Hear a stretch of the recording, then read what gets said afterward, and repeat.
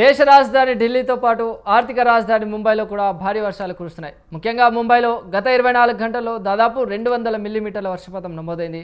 దాదర్ పార్లే, హింద్ మాత్, చార్కోప్, వర్లీ గోరేగావ్, అంధేరిలోని పల్లులు ప్రదేశాల్లో భారీగా వర్షపు నీరు నిలిచింది.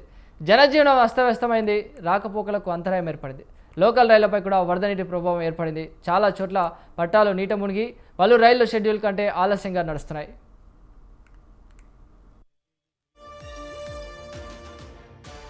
है ये देखिए सैलाब का मंजर और हमारी जो है साफ सफाई की व्यवस्था। ये देखिए जाम लगा हुआ है पूरा।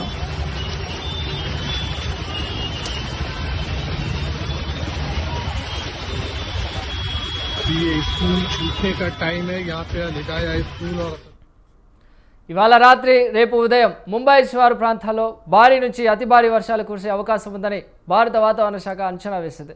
గంటకు 50 నుంచి 60 కిలోమీటర్ల వేగంతో గాలులు వీయొచ్చని తెలిపింది. ఇవాళ రాత్రి సముద్రంలో అత్యధికంగా అలలు 4.27 మీటర్ల ఎత్తుకు వచ్చే అవకాశం ఉన్నట్లు తెలిపింది.